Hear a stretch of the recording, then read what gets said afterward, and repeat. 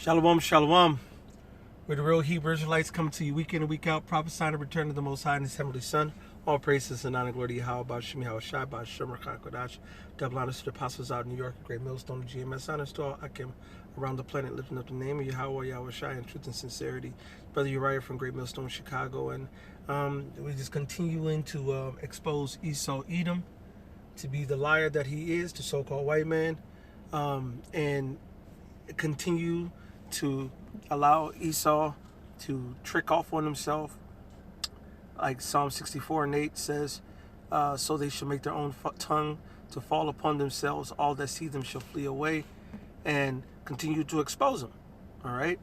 Matter of fact, let me get another scripture before I even go into this, because this is what's happening. That man of sin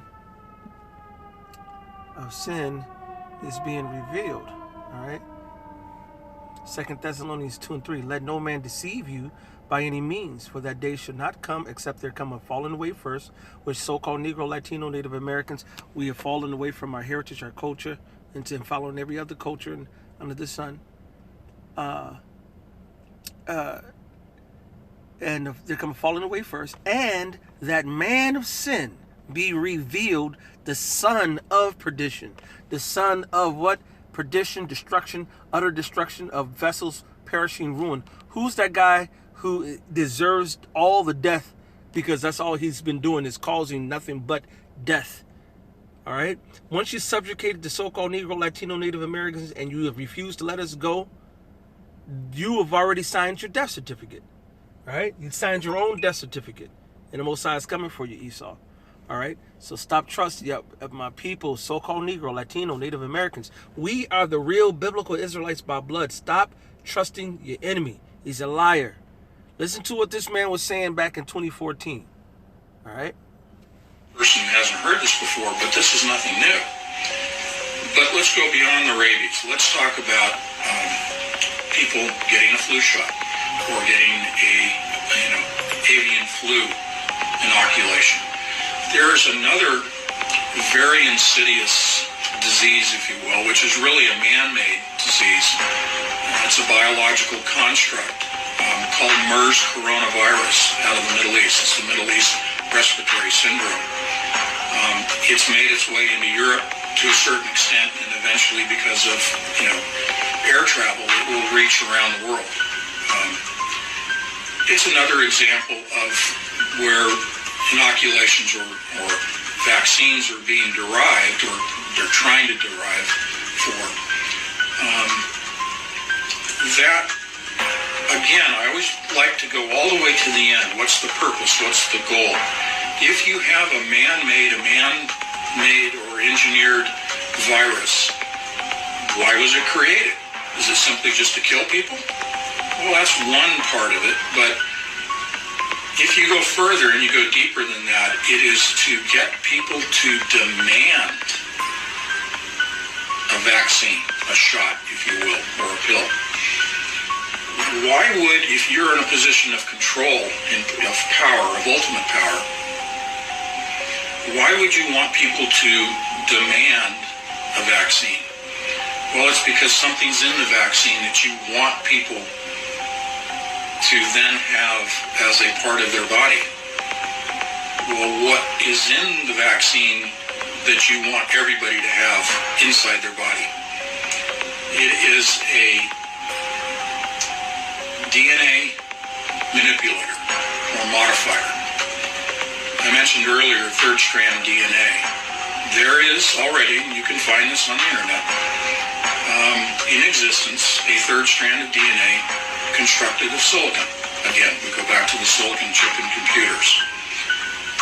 The third strand is made of silicon and is also coated in gold. If you talk about nanotechnology and nano layers, this is extremely thin coating of gold down to a billionth of a millimeter of gold that is coating the silicon from which you are building a third strand of DNA. The purpose of the gold is to increase the surface area around this strand so that more information can be digitally imparted or programmed. Essentially what you're doing is you're creating a third strand of DNA. You are transferring that or imparting it into a person's body through a vaccine that person's demanding because they're afraid of contracting MERS coronavirus or avian flu or whatever it may be.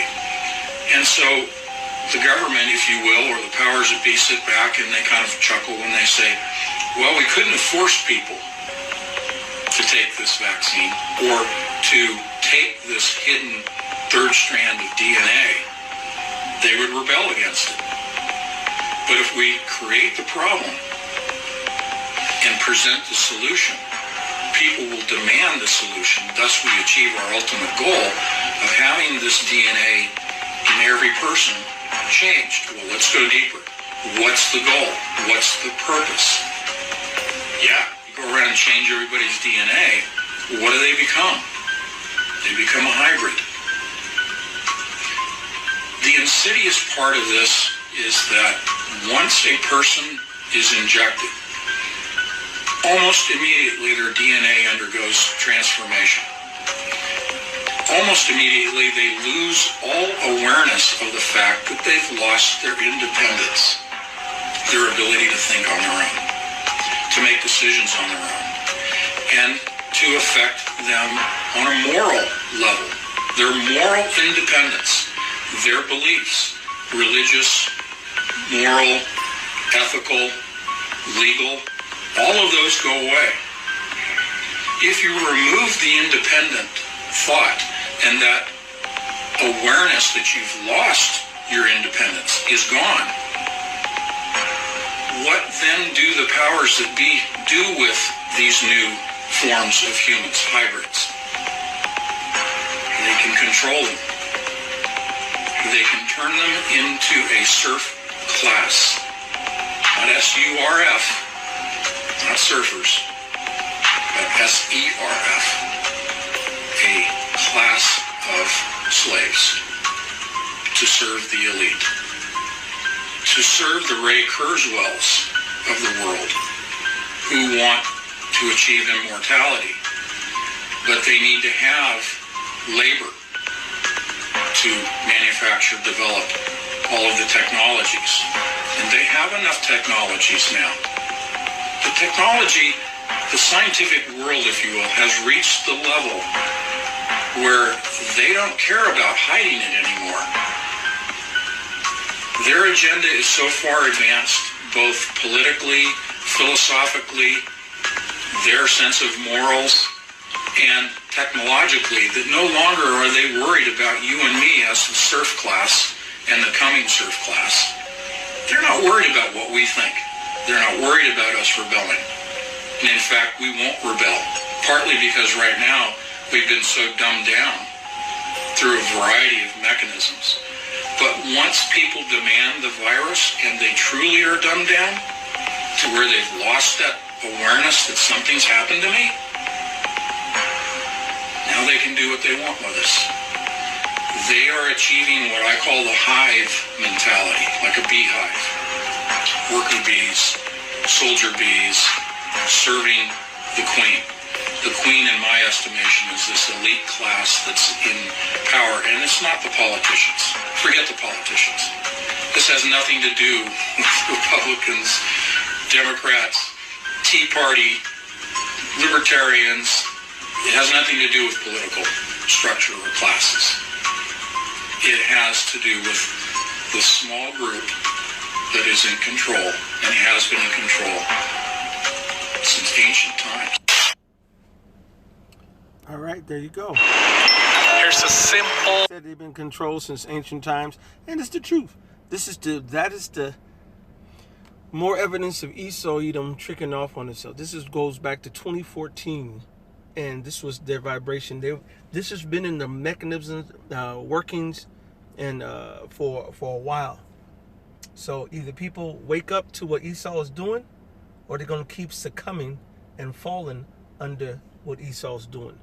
All right, you either rise above it through the knowledge, wisdom, and understanding. Scripture says knowledge and wisdom should be the stability of our times, man. All right, so in order to make it in these dark days, you have to have the knowledge. They're dumbing the people down. They're taking advantage of the people. and they're setting the people up for the kill. All right. The coronavirus goes all the way back to the 90s. It was written about over 30 years ago in different books. So it's really clear if you do your due diligence. If you don't, you're going to fall for their rhetoric, hook, line, and sinker. So, the wise will see. The wicked will continue to be bamboozled and continue to be put on that strong delusion.